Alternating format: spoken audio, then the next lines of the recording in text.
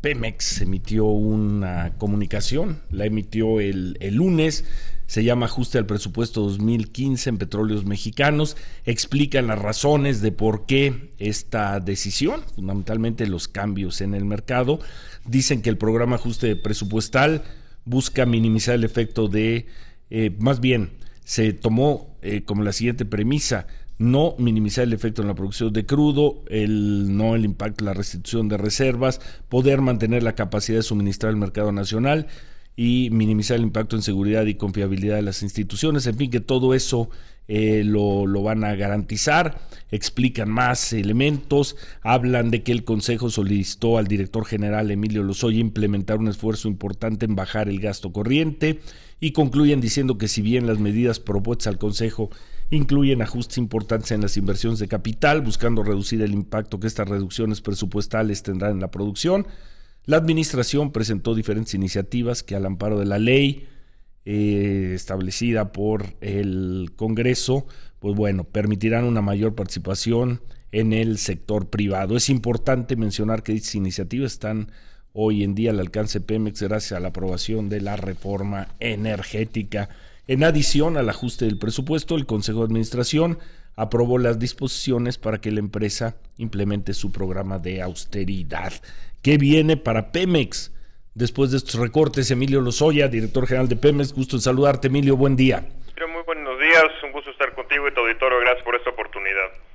Es, como bien mencionabas, el comunicado de prensa pues implica un recorte muy importante para el presupuesto de Petróleos Mexicanos, que, como ahí se detalla, pretende minimizar el impacto en nuestra producción de hidrocarburos, porque es la parte más rentable en la cadena de valor de Petróleos Mexicanos, pero sin duda que pues es un recorte de una gran envergadura que dilatará algunos proyectos de inversión. No estamos cancelando grandes proyectos de inversión, sino estamos desacelerando el ritmo de inversión en algunos proyectos como refinerías o la reconfiguración de refinerías, modernizaciones de plantas que son menos rentables que por ejemplo la extracción o exploración.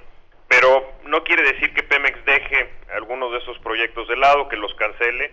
Simplemente, como hay menos dinero, Ciro, pues tenemos que disminuir el ritmo de inversión de estos proyectos. ¿Pero no se suspende ninguna inversión de capital?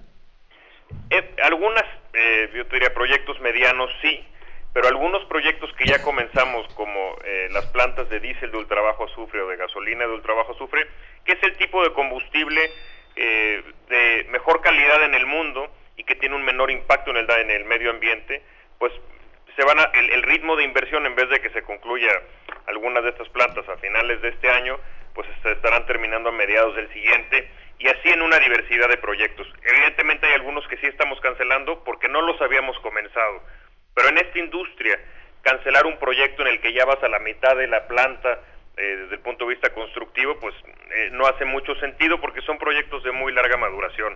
Cuando hablas de proyectos de mediano nivel, ¿a cuál, por ejemplo, te referirías que sí se va a cancelar o se puede cancelar? Pues hay proyectos concretos, te diría, de exploración en algunos yacimientos en aguas profundas, no en todos, pero los de mayor riesgo, pues por ahora, si no hemos comenzado, se posponen. ¿Lo que no se haya comenzado se va a posponer? Es correcto. Bueno, ¿cómo van a renegociar las condiciones con los contratistas? Esta es una práctica internacional. Pemex no es ajeno a la industria global, Ciro. Por lo tanto, pues formamos parte de este esfuerzo a nivel internacional de reducir los costos de las petroleras globales, y esto se hace en un estricto apego a la ley. Te pongo un ejemplo: si Pemex tiene un contrato con una empresa para la construcción de una planta y hay cláusulas de terminación de ese contrato, pues Pemex jurídicamente y obviamente bajo el marco de la ley puede invocar la cancelación del contrato pagando algunas penas, pero el contratista seguramente se acercará y decir, bueno, mejor no lo cancelemos y bajemos costos o como te decía, dilatemos el proyecto y lo hacemos en fases más pequeñas. Ese tipo de negociaciones que a final de cuentas repercuten en una reducción de gastos importantes para Pemex.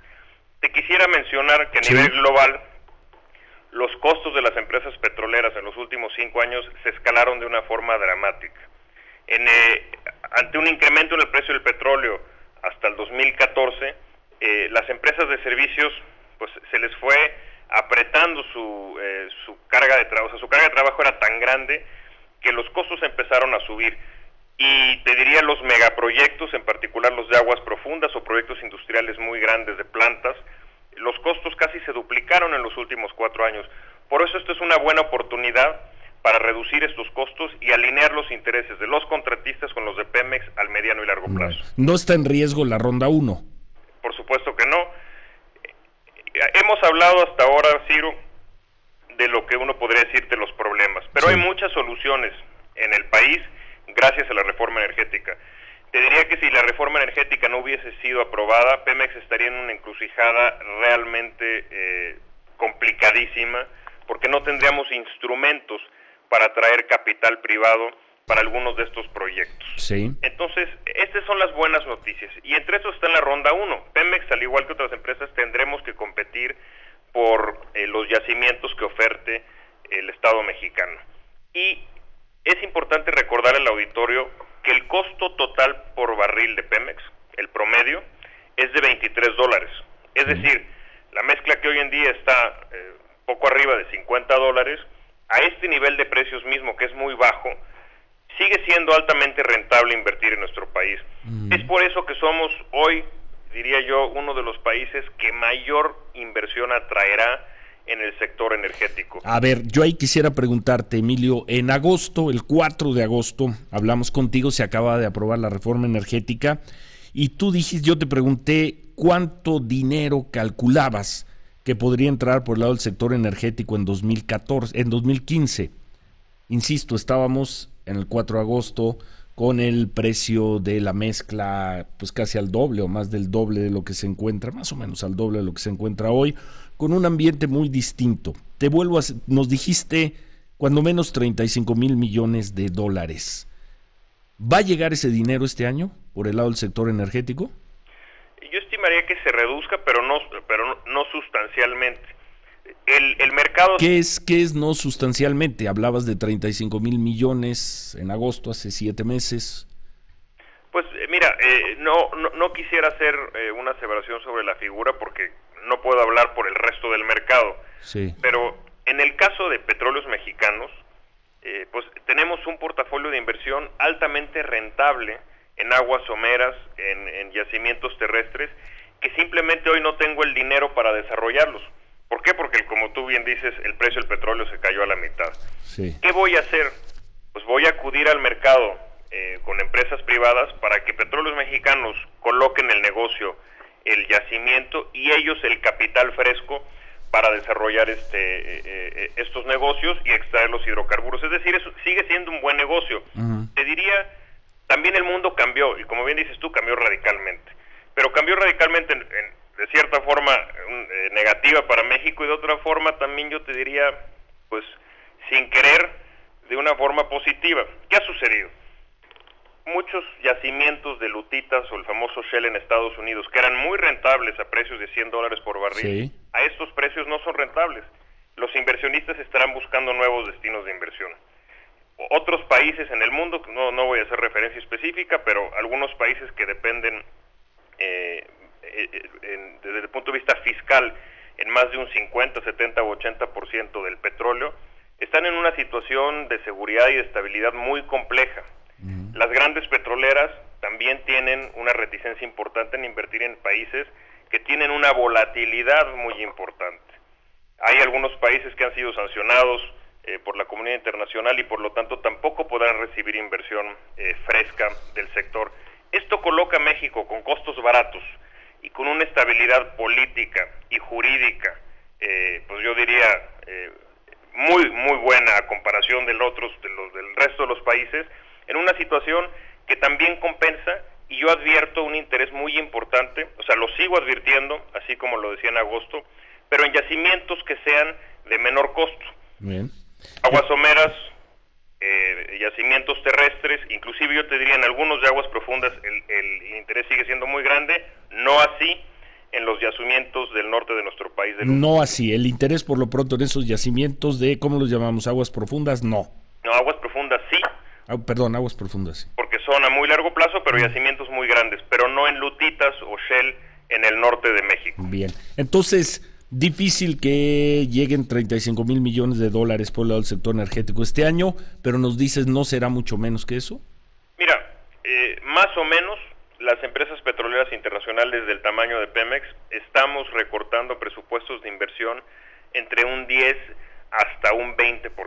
Híjoles. Esa es la magnitud de los recortes, yo te diría, de lo que yo he visto de las 20 petroleras más grandes del mundo. Pues estaríamos hablando de menos de 30 mil millones para este año. Pues, o quizás hasta 25 mil, pero siguen siendo 25, cifras 30. muy relevantes para nuestro país.